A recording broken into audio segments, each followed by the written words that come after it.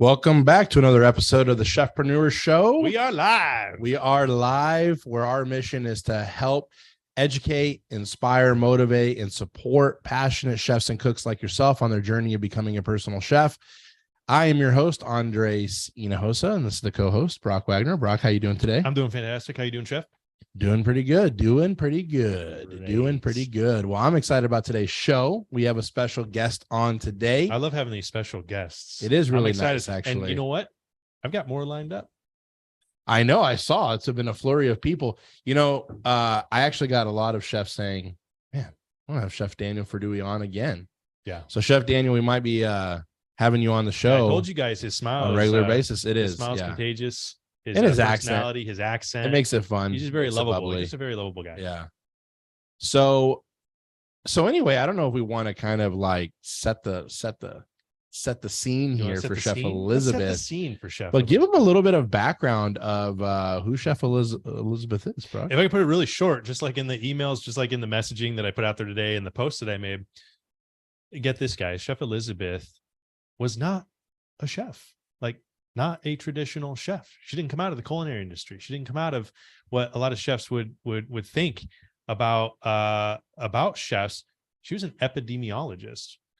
Epidemiologist. That's a big word. It's a big word. She's a very smart cookie too. Yeah. Epidemiologist, right? The study of the epideme. The epideme? No, just kidding. I think it's the study of like bacteria and infections and all that, right? If I'm not mistaken. Yeah. And she'll be able to speak to that even more. But it was really interesting. And I still remember her coming for the first time, coming for that strategy day, and us meeting her and getting a little bit backstory of where she came from. And that just, I think, is a huge testament to the fact that no matter who you are, no matter what you've been through, no matter what experience you have, if you have a love and a passion for cooking, and you just want that to come out in so many different ways. Like, you don't have to be this big time chef from the industry, from, 3-star Michelin chef or a James Beard Award winner or anything like that, or coming from a culinary school. We actually, within our community and within our programs with our students, we're about 50-50, right? We've got about 50% who are industry professional chefs and cooks. And we've got about 50% that are passionate home cooks. Yeah, it's kind of crazy how it's half and half. And and both have been so wildly successful. Yes. Which is fantastic to see, because they have their clientele that really loves the fact that of what they do, how they present, how they cook, their food, their service, their smile, their energy.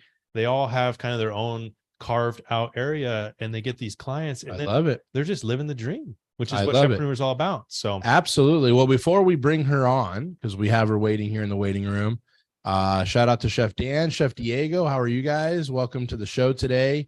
We are excited. We are excited, chefs, and special shout out to it's Brock's mom and dad, but it's my aunt and uncle. So Aunt Terry, Uncle Bob, they're here in flesh. They're actually out in the other room.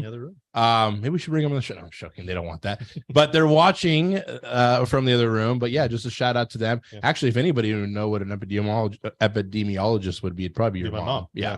She was a phlebotomist. Yeah, that's probably has a little bit to do with different things in that scope. Again, I'm a little over my head, but like I said, I can cook a piece of meat and things like that. But yeah, when it comes to blood and viruses and all that, nope, not my cup of tea. Not your thing. Not my thing. But let's bring Chef Elizabeth. Let's bring Chef Elizabeth. Yeah, let's go. Let's go.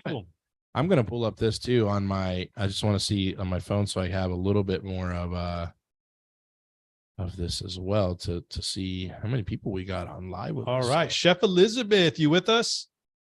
Yes. How is everyone? How are you? We're doing fantastic. Good.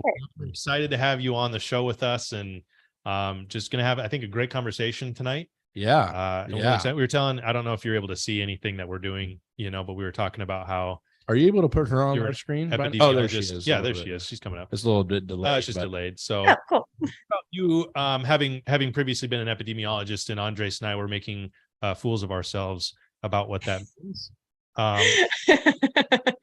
About a lot of things, and we know business, we but definitely know that. We're very honest that we're like, yeah, that's outside of our ballpark. But so you feeling good tonight? Yeah. I had to relocate to my son's room because I've got a bunch of kids, and this time is where they're the most active, it seems. I'm like, I'm going to go hide out in one of my kids' rooms where they're not going to be able to find me, and I can actually carry a conversation with y'all.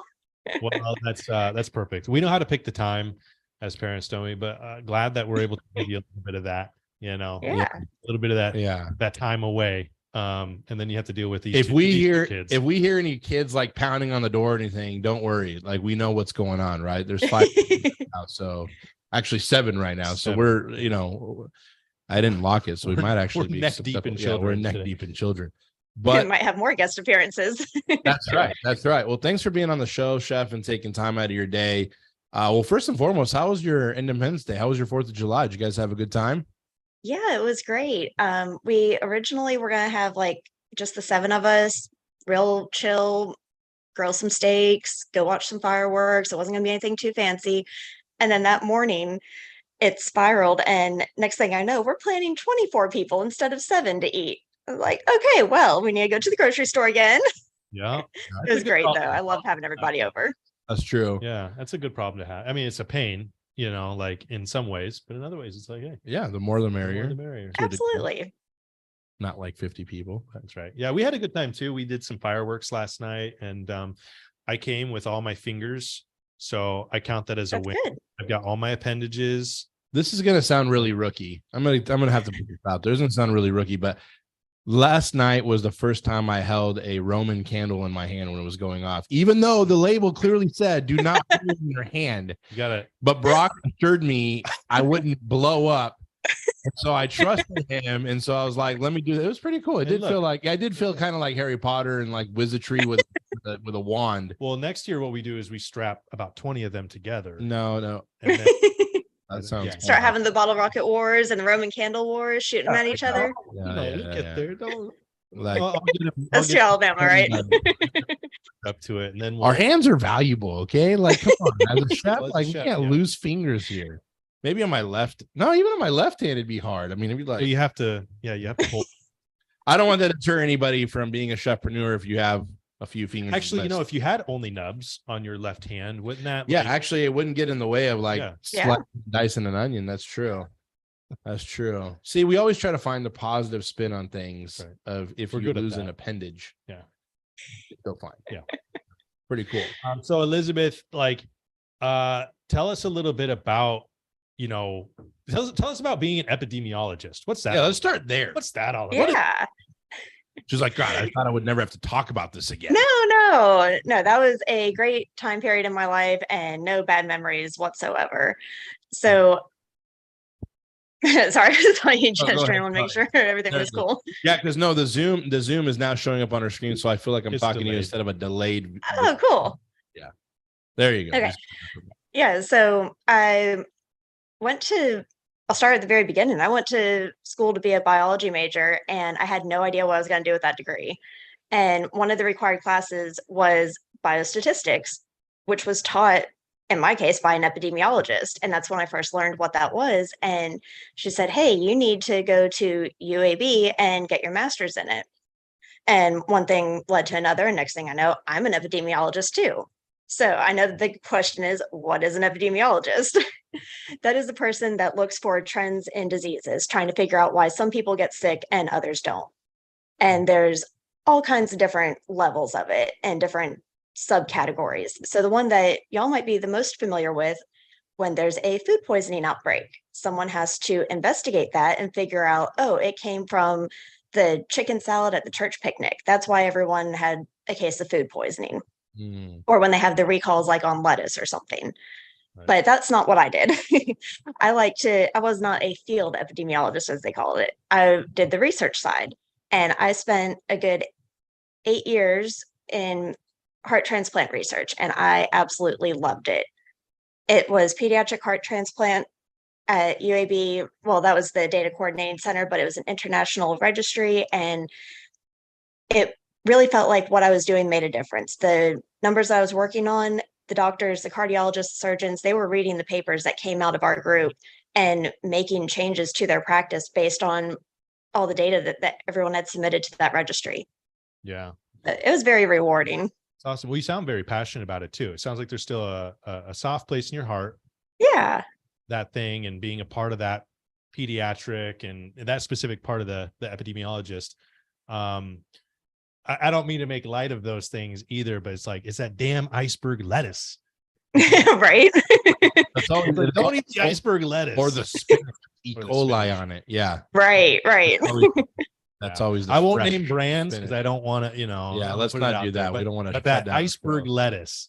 No, Iceberg. is that darn iceberg's not a tootin'. brand. It's the No, yeah, I know. because Yeah, it's usually a brand that starts with a D and ends with an E.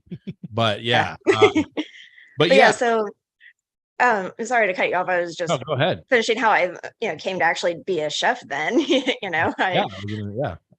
So I finished the registry that I worked for. They had a little bit of downsizing, which happens to every great company, So I transitioned to infection prevention, and that was great. And till COVID hit, and then all the research that was going on had to revolve around COVID, and it was fine while it lasted, but it wasn't my passion. I didn't have the same passion for COVID research as I had for the heart transplant research. I was not developing that same level of passion either.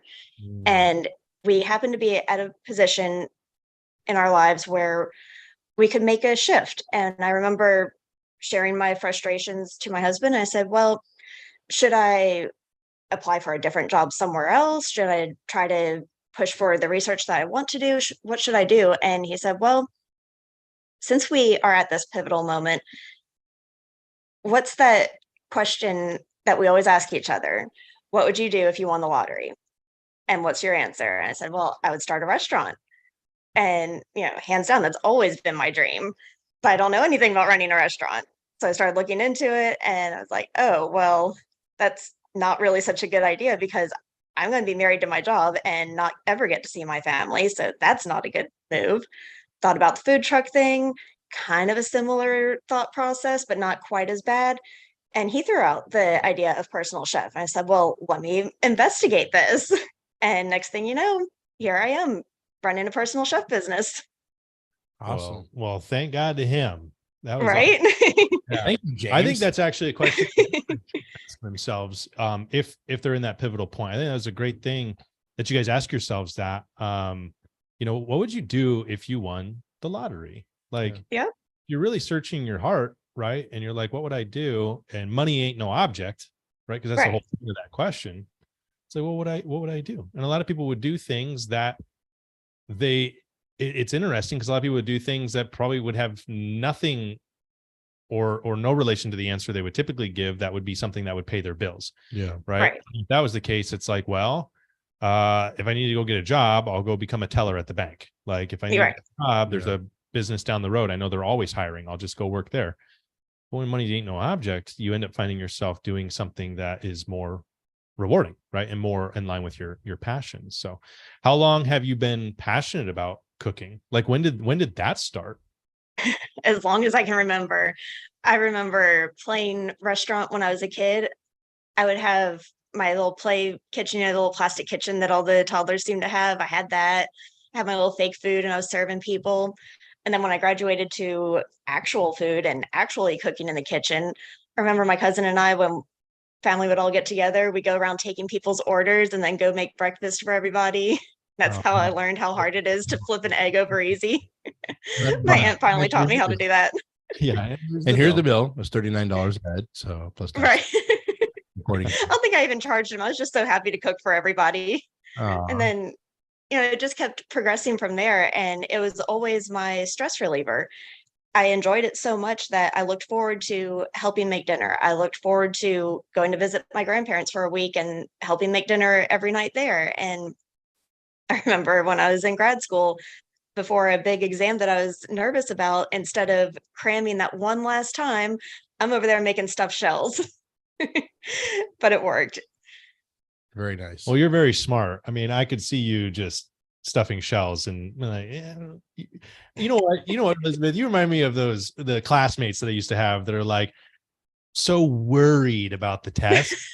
Like, I couldn't study. I'm so worried. And I'm over here and I was like studying for like 10 hours the night before. I get a C-, and then Andres is this way. Oh, I didn't study. I'm so worried. And then he gets like an A-, and he's like, I was bad. I was a big procrastinator. Man. I'll be honest. I was a very big procrastinator. You're very smart. I don't know. That's debatable. I'll give you that. But You're yeah, smart. thank you. I appreciate it. I know Elizabeth's smart. Elizabeth, you're a smart cookie. But well, it also goes into that if you're more relaxed, then you do better on a test too. It's not just. That's true. Or if you know what it's saying, which half the time I didn't. So yeah, that was. If you're cooking shells and that's your thing, like you're relaxed, you're not hungry. Right. You're all good. Yeah. Ready for the test. So, Chef, I have kind of a little bit of a question for you because you have a very unique way of finding out about a chefpreneur, and I think we have to talk about that on this call. If Absolutely. But yeah. Because I know, again, not everybody knows your story. Obviously, I know since as we've been really working together, and you've been a joy, by the way, and you are very smart, and it's been an honor. Thank you. Helping you on your journey. But tell us a little bit about that, because so with James, which is your husband, saying, yes, what about being a personal chef? Kind of take it from there and let us know what you find out about even Chefpreneur. But just tell us a little bit of that story, because I think it's, I'll be honest, I think you're the only one in our entire community that has actually come to know us by the method that you've, I believe, unless it's not telling us something else, but explain to me how you found out about Chefpreneur, because it's a pretty awesome story. Yeah. So of course I had to research what a personal chef was, because like everybody else, I thought, oh, this is like a live-in private chef. And that wasn't what it was at all. Mm-hmm. And I'm doing my Google searches and I'm like, okay, I'm getting a better idea. And I'm like, all right, well, I need to build my website. That's first thing I need to do is build the website. So I'm looking across the country. Everybody's website was fair game. And I was looking at ones that I liked, pieces I wanted to steal for myself, things that I didn't like and definitely didn't want to do, trying to figure out the pricing. I'm researching everything all on my own, feeling really lost. And I come across this one website that was actually from a Birmingham chef, which is about an hour north of me. I was like, well, that's pretty local. Not local enough to be direct competition, but I really like what his website's all about. I like the way that everything's structured and I want to copy this. So I'm talking to my mother-in-law and I'm showing her the website. I'm like, this is what I want to make for myself. And this is kind of the direction I want to go in. So she said, well, let's call him. Let's hire him. I said, we can't do that. That's dirty. I'm trying to enter somewhat the same space. I can't do that. She said, no. I'll be the one to hire him. It's fine. No, it's resourceful. Yeah, it's called being resourceful. Basically, Elizabeth, I'll pay for him. Right. Which wasn't the issue that I was having. I just didn't want to lead him on oh yeah, come do a dinner for us. And then I'm going to pop up and oh, hey, I'm a chef too. That'd be terrible. Gotcha. Yeah. Right. She came in and stole all my moves. Yeah. So we got him on the phone and first thing right away, she's honest and said, hey, guess what? My daughter-in-law is interested in being like you and we've got questions for you. And it was Daniel Knight of Date Night Dining. And he was just so cool about it. He was so excited to answer questions. And we did end up hiring him so I could see the whole process start to finish, from the emails that we exchanged, that sales call, and then the actual cook day. And the whole time I was in the kitchen with him, picking his brain. And I was like, so how did you really get your start? And he's like, oh man, gotta tell you, Chef Andres with Chefpreneur, that's the way to go. You got to sign up for his masterclass. It will answer all your questions and he'll really help you out. I'm like, all right, cool. So the very next day I Googled Chefpreneur and signed up for the masterclass. And I was really hesitant about it too, because I was already getting a lot on Google, but it wasn't enough. And I was like, there's something here. I've got to bite the bullet and just do it. And I remember I just watched that whole class nonstop. It was my new day job. I logged in first thing in the morning and just watched through the whole class, did all the worksheets, loved it, finished my website, had a good game plan. I did pretty decent, I thought. And then the accelerator program and protege came about and I was like, Chef, please take me on as your protege. Yeah. I didn't quite beg like that, but that's what I was thinking inside the whole time. You walked in. Like, Actually, I please. remember that You're call cool like as a it was cucumber. yesterday, and I called you, and I'm like, "Yeah, we have the accelerator," and you're like, "Well, what's this protege?" Because Daniel was a protege. What does that mean? And then we I was trying talked to be about cool that. about it. I threw out the investment, and you're like, "Okay, I'm gonna have to talk to my husband about that investment." But and then the next day, you're like, "Yeah, we're in. Let's go." And I'm like, "Okay, cool." And so it was kind of weird because again, a protege led another protege, but I just think I don't know. Can you think of any other? I don't think, first of all, again, I don't think Not like that. the credit, I don't know if the credit goes to you for hiring Chef Dan, since it was your mother-in-law. I don't know. Right. I don't think any of our other students or in our community have hired. I mean, I guess I don't know if anybody has actually hired another personal chef to kind of find that stuff out. Yeah. I think that's pretty awesome. That's pretty genius, It is, actually. yeah. It was a good idea by Yeah. your mother-in-law. What was her name? What's her name? Colleen. Colleen. Yep. You know, shout out to you, Yeah. Colleen. You got to watch this. Mama got cred. Mama got credit here, and I got to give Yes. you credit That's as well fun. for us to be able to help out Chef Elizabeth. But You know, I think that's isn't that it's crazy? and it's really nice. I love hearing those stories because what that tells me is that we have a community of chefs, unlike other communities that you've been a part of or have seen, that we've all pretty much all of us, I think, probably experienced some form of this.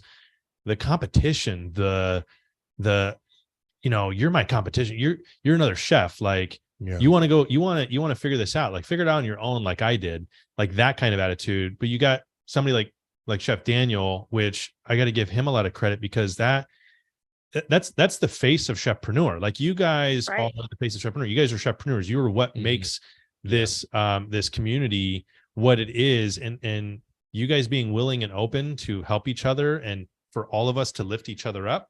That's a huge deal. And Andres and I can do that. And we talk about that all the time, but to see that culture continued, right. Yeah. And enhanced through chefs like you, like that is so, like, it gives me goosebumps because I love it. And I love you guys, and you guys are fantastic. So the fact that you and Daniel were able to come together, it is very unique, and it's such a blessing to hear that story. Yeah, I couldn't have said better. And I think that you could speak for that even more, Elizabeth, as being a chef in our community, but our community is second to none. And I'm not just saying that because Chefpreneur, me and Brock, like Brock said, I mean, we really believe, again, this is part ministry in what we do, actually holy ministry. But the fact of the matter is the chefs that we're able to, there's just such a camaraderie, but it's beyond that. I think that when we had this vision, it's not that we wanted to have somebody really, it's just a program. We wanted people to feel like they had an identity in Chefpreneur. And that's really what it's all about, is like,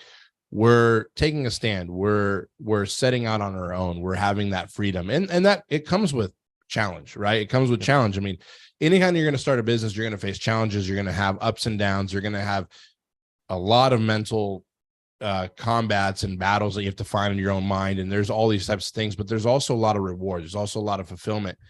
And again, we can't say enough good things about our community. And yes, we might've maybe started the pun and play on words of epidemiology. We might've started the growth of the bacteria in the petri dish, but you guys are the ones that spread this thing around, right? You guys are the one that take it from a small field in California, spinach, and get everybody E. coli, but in a good way. Right. Maybe that was a bad metaphor. I'm sorry, but yeah, it really spread the disease. Spread the man. But we just it really is. Now, one other thing that I wanted to say as well is because I think it's also, again, you can't even write a story on some of this, and I want to talk. We'll get right in. We'll get a little bit more into your business and what you do, because you have a very unique niche and a very unique passion for food, and I think we need to talk about that. But before we do that, what's really cool is, again, it started with, your story. So you're an epidemiologist. You're like, COVID, this thing kind of ruined it for me in a lot of ways, in different ways. We won't dive into that because we don't want to give that enough time. And then you got into like, let's start this personal chef business. Again, hired Chef Daniel Knight. Here you are, you're getting inspired, you're enrolling in our program and getting us to be able to help you along your journey, which we feel very honored and blessed. But even since then, as crazy as it sounds, did you think about, and I want you to tell everybody a little bit about this, Did you think about when Chef Daniel Knight was serving you? Was he serving you at your mother-in-law's house or your home? At my home. At your home. Okay. So when Daniel Knight was at your home serving you guys for this awesome event, I'm sure the food was amazing because he's a great chef. Okay. Did you think for a minute, not only am I going to enroll in a program that he enrolled into, but one day we will be on a TV segment together? No, I did not. Right. Tell us a little bit about that, because now I kind of left the loop open for everybody. Help us close the loop. What happened there? Yeah. So I'd seen for a couple times, he's on Talk of Alabama, a local morning show. And it's like, man, that is great exposure. I wonder how he got on there. So I give him a call. I'm like, hey, how do I get that for myself? And I especially felt empowered to do that after I saw that he had a couple other people on there with him. And he said that he was just going on there so much that he felt the need to share the love and help boost other people's businesses too. And I'm like, man, that is so awesome, to help other people grow along with yourself when you have this amazing opportunity to be on this show. And he said, yeah, let's do something together. Like, that'll be really awesome. And it was a great experience to kind of complete that circuit and get to cook right alongside him. And he's got a great personality too. We just vibe so well, just chit-chatting and having that natural flow. Yeah, he's so literally, he's like, man, chef, you know what's going on, man. Yeah. I love so it's so suave and relaxing. Like, you just sleep, but not in a bad way, but in a good way. But that's awesome. And then I know that you've also been on a TV segment in the Montgomery area as well yourself, right? Yep. On your own, which is awesome as well. So we got that. You got that right up on your website too, right? CajunAmore.com. So if anybody wants to check it out, CajunAmore.com. Which again, she's got the new station logo right on there. It's pretty awesome. That's pretty awesome. Cool. Pretty cool. Leads us into her business, but before that, chef. So just so I'm even clear with the timelines and for everybody else, from the day, when was the day that you left? Like, you were like, this is my last day as an epidemiologist I think you were working at a hospital, was it correct? Yeah. At the University of Alabama at Birmingham. Okay. So when was that? When was your last day there to when you were on a TV segment as a personal chef in your own business? What was the dates there? Just because I want to know. It was the end of October was my very last day in 2021. Okay. And then I officially launched my business, launched my website January 2022. And then February 2023 is when I was that guest appearance with Chef Daniel on Talk of Alabama. Wow. So less than a year and a half. Yeah. Yep. Yeah. It's been a wild ride. That's insane. Yeah. Honestly, I mean, I know it was pretty quick, but I mean, I guess I never really did the math in my head. Like, when were the dates? Yeah. Unfortunately, what happens is, I don't know, we get so stuck in like our like today. Yeah. Right. True. And then we're thinking, oh, we got to start the business. And then we look at 3 months down the road as like even a long time, or a year, like, or the case in your case, that year to year and a half, going from quitting your job to, being on a talk show with your own business, lots of things between there. And people look at that year and they kind of write it off because they're like, oh, that's so long. But then they forget kind of like the big picture of, well, what's a year compared to 10 years to 20 years? Yeah. And so you, Elizabeth, you could have made the decision to just stay in your career, right? And you could have done that for the next 10 years, 20 years. Right. You had that consistency, possibly might not have been as happy, whatever. Yeah. But you have all of that. But you chose to strike out on your own, not knowing. Right. Yeah. And then that was definitely scary too.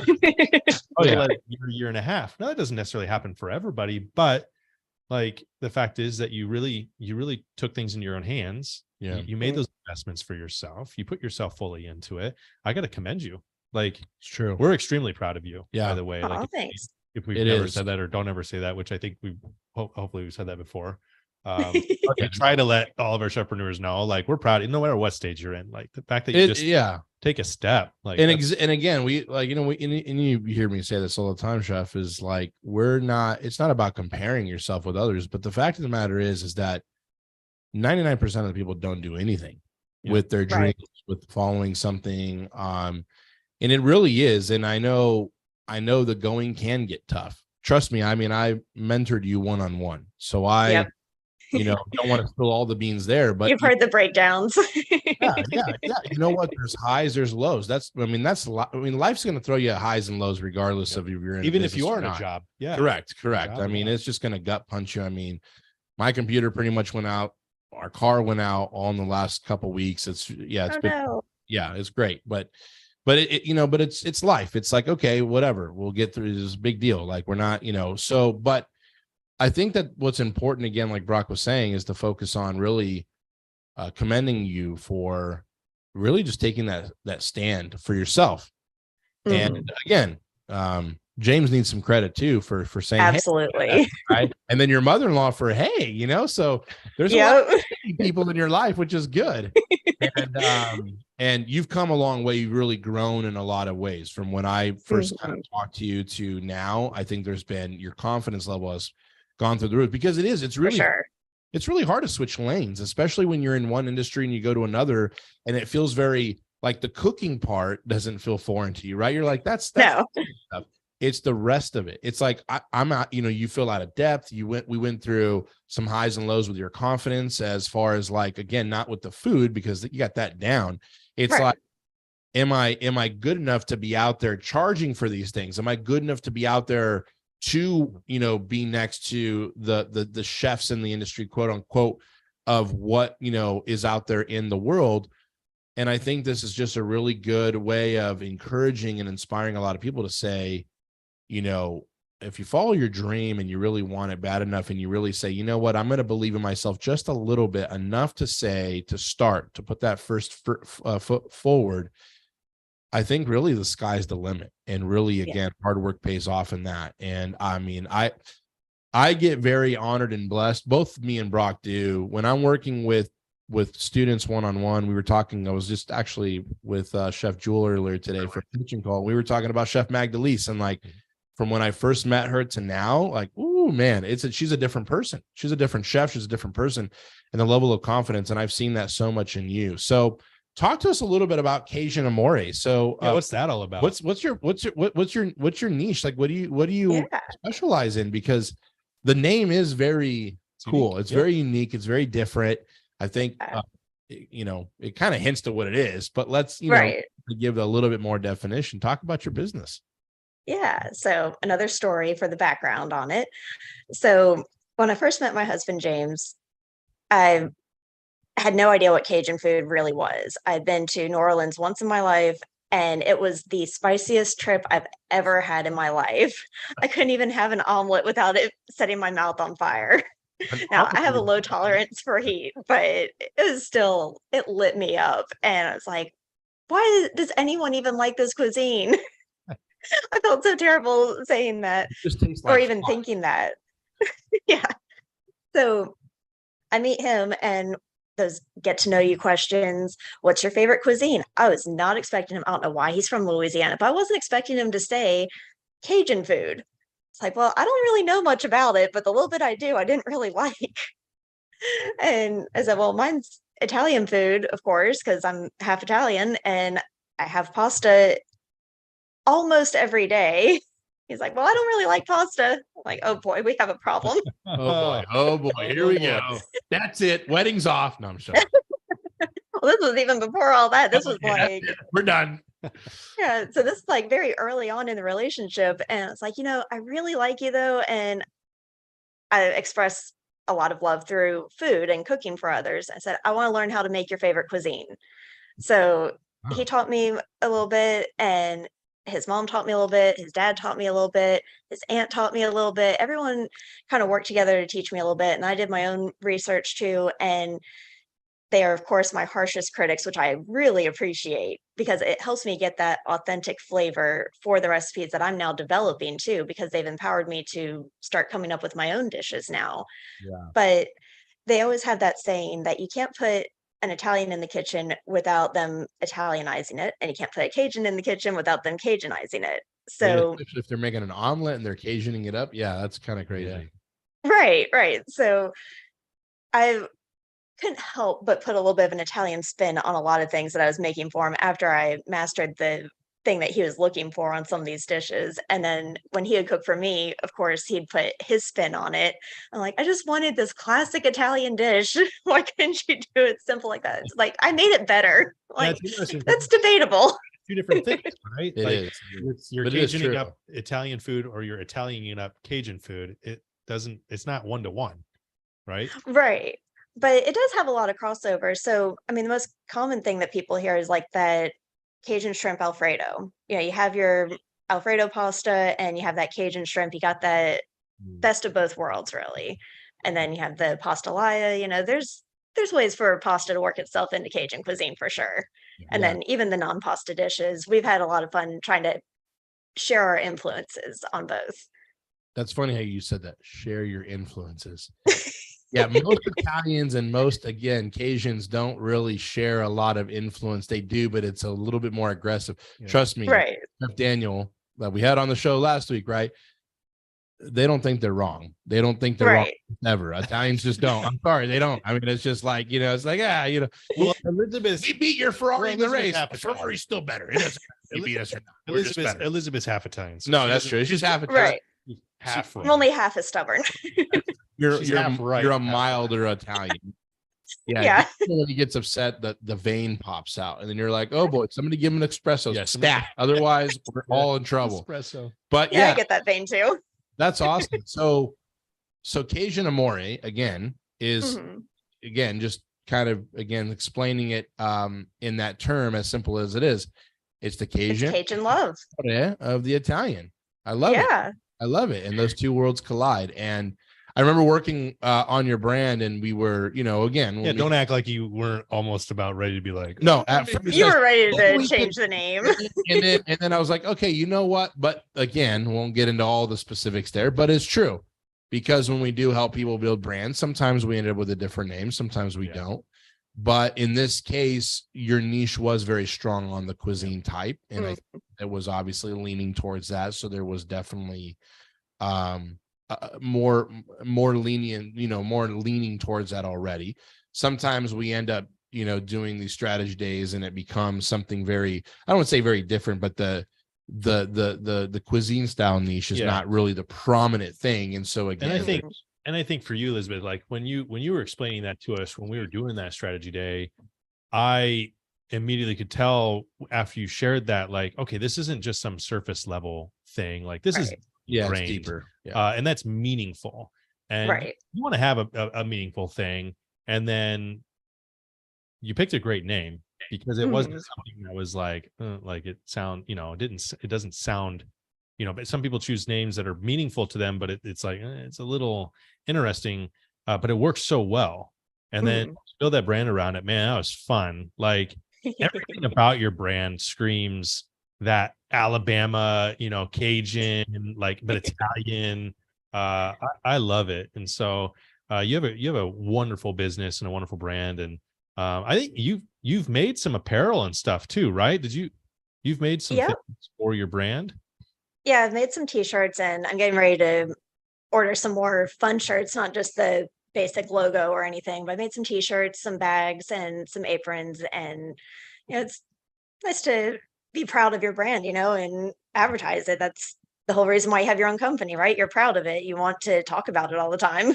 Wear it, rock it. Yeah, that's awesome. Yeah, wear it, rock it. I love it. I'll send you my size. I wanted to ask you something that might be, well, I'm just going to ask you and have you talk about it a little bit. When we start a business, for any of us, we always have our strong suit, and we always have kind of these things that we need to work on, right? Things that we're not used to doing, things that have been a struggle. Just, can you share a little bit about, like, what do you feel your biggest challenge was coming into doing this business, and how you tackled it and feel like you really just were able to push through and come out successful? Definitely sales. I'm not a salesperson. I don't like that sleazy sales vibe. I don't like feeling pressured. I feel like I'm also easily sold, and I don't want to feel like I'm doing that to somebody else. And kind of goes along with the confidence too. If you are unsure about what you're trying to sell, in this case, a personal chef service, then it's hard to convince someone else that they should hire you. And whether it was for a strategic partnership or just a regular sales call, they weren't going that well. And that's definitely where I have made the most growth and am still growing. I am constantly reading and trying to learn how to improve more on that, because it is my weakest spot and where it has the most impact. Because now when I have these sales calls, I'm not anxious anymore. I'm not trying to go over notes about what am I supposed to say, what am I supposed to cover, make sure to tell them this. I'm not calling them right back saying, oh, I forgot to mention this. Yeah. I'm now a I've done flawless that. sales call. Yeah, I did. Did you? Oh, I did, boy. because I forgot to ask what email to send the menu to. Oh yeah. Hey, when it happens, though, I'm not laughing at you. Yeah. I'm literally laughing with you because you're laughing. Yeah. No, it was embarrassing and I felt terrible about it, but that was an important thing. It wasn't like, oh, it'll just come up later. Like I had nowhere to send the menu. It's funny because we actually use a clip of one of our coaching sessions between Elizabeth and I on, when we're doing our challenge. And it's funny because I just remembered some of those calls where you're like, okay, all right, I don't want to, like, there was times where we had a coaching call scheduled, Brock, and you're like, nope, not happening today. We're not doing partnership calls. I'm like, yeah, we are. Nope, we're not. We're moving it next week. What else can we work on? Just give me one more call to procrastinate, but not because I'm lazy, but procrastinate because I don't want to do this yet. And I was like, okay, I'm going to work with you and say, okay, but next time we're diving right into it. It was a little bit, you told me it was at first a little intimidating because I'm sitting here on the Zoom call listening to you doing this, right? Which I get.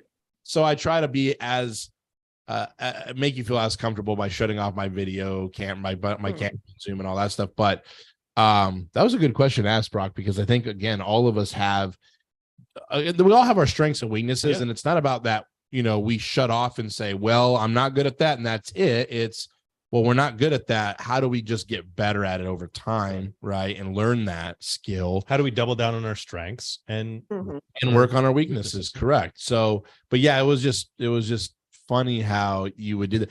But then kind of, I feel like explain to everybody how you were kind of sometimes pleasantly surprised of how well, like we'd be on the call and you're like, well, that went well. And I'm like, yeah, what happens when you actually call somebody and do it instead of being no, next week we're doing that. So talk a little bit about that specifically, just, or in general, maybe in your life, or you're learning these new skills and doing this business where you're kind of shocked sometimes. We're like, that wasn't so bad, even though it was really scary.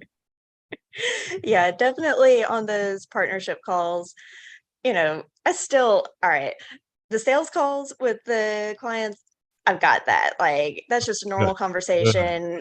I'm solid on that now. But still with these partnership calls, I'm psyching myself up. I'm going through my talking points. I'm giving myself a pep talk. I'm like, all right, we got this. We got this. Oh, look, I found something else I could do. What was that email? That's obviously urgent. I'm still procrastinating, but I'm doing more of them. But I was going to say, don't give you a coaching session right here in front of everybody live. I will start coaching you now. And just saying, I'm still procrastinating, Yeah. But yeah, it's definitely that get in your head moment where you're worried that the worst possible scenario is going to happen. Like they're just going to hang up on you or just be so rude and like, why are you even calling? Why would you think that I would want to even talk to you, let alone partner with you? And then I get on the phone and they're just so sweet and like, yes, we've been looking for someone like you. Like, really? Oh, that's so wonderful. Yeah. It's literally, it's not even that the call's not even bad. It's literally the opposite of what you thought it was going to be. Like, right. It's always the opposite. And in fact, they're like, I am so glad you called me. I've been waiting for you to call me. I don't know who you are, but you know what? We need you. And you're like, this is what is happening? This is Now, I don't want to, world. it's true. I think a lot of us go through that in all types of things that we do where we think it's going to be some horrible thing. And you're like, oh, Yeah. well, it wasn't that bad. I mean, it's still like your heart's still racing, whatever, after the fact. But I think well, then let's dive in. What has been the worst strategic partnership call you made? Has it been, is his name Ted? I don't want to call him out, but yes. Okay, well, we don't have to tell. But it wasn't even bad. Like I still got the partnership out of it. It wasn't like the worst call was still just kind of gruff, but not in a bad, like it wasn't like, oh, why did you call type of thing. It was still a partnership. Yeah. Didn't he say like, I don't need more business? I've been right. He did say that he didn't need my help at all. And it's like, well, I could still use your help. And, I serve wine a lot with my dinners, or I use it for cooking and such. And it did end up to where he was hanging my flyer in his shop. And I was shocked that it ended that way. I mean, it's still kind of short whenever I talk to him. Maybe it was a test. Like can be such an a-hole sometimes that if somebody actually puts up with me, they're worthy enough of putting a flyer. Or maybe that's just his personality, Yeah. I mean, some people are just very short. Yeah. And it's, I mean, look, it's like if you go on a date with somebody and you're like, what kind of food you like? And you're like, Cajun. And then the other person's like, what kind of food you like? And you're like, Italian. And you're like, this isn't gonna work. I hate it. Or you just dive right in and try a whole new cuisine. I'm gonna make you like pasta. Opposites attract. Yeah. Cajun amore. Boom. That's awesome. I mean, I love it. Now, do you feel, this is a very important question, right? All of the heartaches and some of the struggles and things aside, do you feel more fulfilled? Yes. Like, are you feeling like you're in a more fulfilled part of your life with your business, what you're actually doing? Or do you feel like I was more fulfilled being an epidemiologist? Well, definitely more fulfilled now, because if I wanted to go back to epidemiology, I most certainly could. I still have that degree. I still have the years of experience. There's nothing stopping me from going back other than I don't want to. I really enjoy this. I love cooking for people. I love running my own business. I love the unique set of challenges that this is. And I love the learning that I'm doing and the growing, all in a different and exciting way. Every event is so exciting to me. Every new person I get to meet, whether it's for a partnership or a client, is a new way that my life has been enriched. And I really do enjoy every aspect of it. So I'm just so much more fulfilled in this career.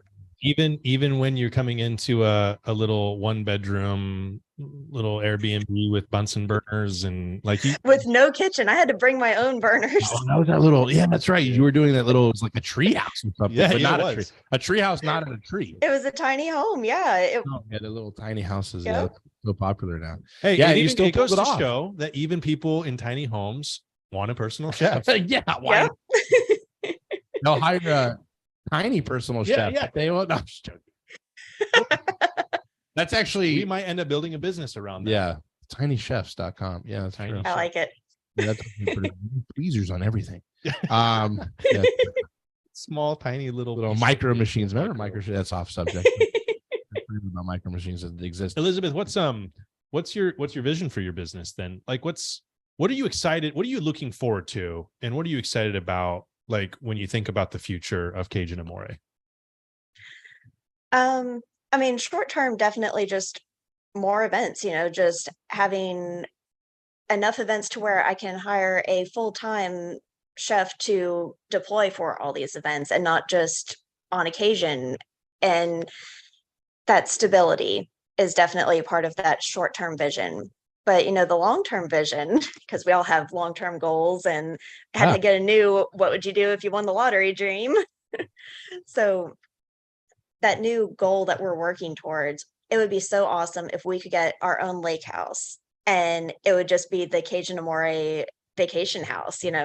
You book your vacation home and then you get Cajun Amore for one of those nights as part of your booking, I love that, Elizabeth. This actually brings up a whole nother point, because a long time ago, sorry, I have to comment on this. a long time ago, man, I want to say it was maybe like year 2 or 3 into Dinner with a Chef. This had to have been 2000 and maybe 16, maybe 2016 ish. I remember there was a family I cooked for in Imperial Beach. It was this beautiful, like 3-bedroom condo. They hired me, and they hired me for their family. Little did I know that they owned like all the condos in that building. I don't know how they did that. I don't know if they just started going around and bought out a whole. It was 8 different condos, but it's like literally like oceanfront, like boardwalk front in Imperial Beach. And they were saying to me, they're like, we have a chef-ish in the family. Now, at the time, Chefpreneur wasn't around. So my thought process wasn't like, let me help coach him and get him out there. Yeah. My thought process was like, hire me. Okay. I remember them saying they were so impressed with the service. They're like, I wonder if people would want this as a package. Like, they rent the condo and it comes with the chef. Cause then they're like, they brought up, of course, like when they went to like, I think they went to Cabo San Lucas or, Cancun somewhere. And they, they don't necessarily have a chef, but a lot of times they'll have like a cook, right, or someone who is making, meals. Again, it's not fancy, but it's, whatever, but it's just good meals. And they were really, I mean, I can see that they were like, and they brought it up at the beginning of the service. And then at the end, they were like, almost, I felt like the dad and the son were like business talking about how to do it. And I'm sitting there saying, I hope I'm part of this whole plan. Like, right. But it actually brings up an opportunity for chefpreneurs actually down the road, because the Airbnb and the kind of vacation rental or just renting out a home in general is becoming a huge source of income for people that do it right. And but it's, what's funny is usually, again, it's been the other way around. Oh, I'm some big real estate developer and I'm going to, build a hotel and hire a bunch of chefs and whatever. And like my staff, in this case, it'd be like the chef will buy the property, rent it, but now you're making money from that. But then also like you're serving them in this house, right? So that's a really cool. Would it be on Lake Martin? Is that where you guys would be thinking, or? Either that or Lake Jordan. There's 2 lakes that are kind of close to us, but we're leaning more towards Lake Martin, I think. That's awesome. That's a really cool big vision. Well, I can see you playing the lake house. I mean, hell, you've been on. You went from a little Keanu Reeves, little Sandra Bullock action, like instead of going to Lake Como, we go to Lake Martin. Get a whole experience. There you go. You have a mailbox, and the mailbox has letters that come into it. It's like, that's right. That's right. Oh, how did that get in there? Well, I don't think that's a far off thing. I mean, you went from being an epidemiologist to being on a news station cooking in your own business in less than a year and a half. I don't see why you can't get that dream done either. Yeah. Hell, there might even be 6, 7, 10 homes. You never know. Big fish might know. Fish nipping at the big fish fin here. So but they can hook me up with finding a home for sure. But the last thing I wanted to ask, and then Brock, if you had anything else to add, was what would you say? It doesn't necessarily, we're not saying a plug for chefpreneurs, so I don't even want to go there necessarily, but what would you just say to people that are wanting to follow their dream? Maybe they're not where they are, or maybe they're not where they want to be. They're not fulfilled. They're kind of thinking like, well, I'll wait a couple more years or whatever. Like, just what would you say to somebody saying, how do I take that first step? How do I follow my dream? What would you say to somebody like that? Or how can you inspire them? So I think that advice is very similar to when I hear about people talking, when's the right time to have a kid? Because that's usually a very similar set of excuses. I can't change my job right now and try this new dream because of X, Y, and Z. Can't have a kid right now because of X, Y, and Z. And for both of those scenarios, it's never going to be the right time if you're just trying to check all the boxes, because the boxes will never be fully checked. There's going to be times that are more appropriate than others, and you have to definitely time that right. You don't want to make silly decisions that are going to put your livelihood at risk. But if you don't just jump in and try it, then you'll always have that what if feeling, like, oh man, what if I had done this a year ago or 2 years ago? Why did I wait? Why did I procrastinate on it? And it's just so important to follow your dreams, because that's how you find that happiness. You're going to struggle a little bit along the way, but it makes that fulfillment that much sweeter. When you finally succeed, even those small milestones, it just makes it so much more of a victory. That's awesome. Wow. That's great advice. That is awesome. I love that. It's like, yeah, there's going to be times that are harder or easier. Yeah. But if you can get through the hard times with it, then the easy times are just going to feel super easy. And I'm just realizing that in life, there's just going to be hard times, period. So I don't, Yeah. like, I'd rather just be doing something that's fulfilling and I love and going through the hard times anyway than going through the hard times and doing something I hate or, whatever. So that's really great advice. Well, thank you for being on the show. Did you have anything else? No, I think that's a excellent cap. Yeah. I love it. Thank you, Elizabeth, for those inspiring words. I'll do the shameless plug because that's what I'm here. Shameless plug. So no, we just appreciate everybody tuning in. I hope that you received as much out of this as we feel we've received, and that those words by Chef Elizabeth herself are just inspiring to those who are looking to possibly go into this business. And listen, that's what Chefpreneur is here for. We're here to build real personal chef businesses. And just like Chef Elizabeth, not only are we helping chefs break out of the chains of the traditional culinary industry, we're helping you break chains, period, no matter where you're at. If you're in a job, if you're in a cubicle, if you're doing something you don't enjoy, or if you're not working right now and you're like, what am I going to do? Maybe you won the lottery. Yeah, I don't care. Come to Chefpreneur. Like, let's build a business. Let's build a business together, and we can do that. So if you're interested in doing that and want to know how we can help you more and help get that clarity for you and help kind of give you this little roadmap, schedule a free, it's a no obligation call. Schedule a call with one of our chef support experts that we can go through and talk with you on the phone, give you that clarity, give you a little bit of that roadmap, see where you're at, see where you want to go, and then explain to you how we can help you with that. There's a link in the description, or will be in the description shortly, and you can go ahead and schedule that call. We'd love to talk with you. Other than that, just appreciate again everybody showing up and tuning in, listening to, watching this on replay, wherever you're at, whenever you're at. This is open invitation for you. We love you guys. Tune in every Wednesday, 5:00 Eastern. We go live.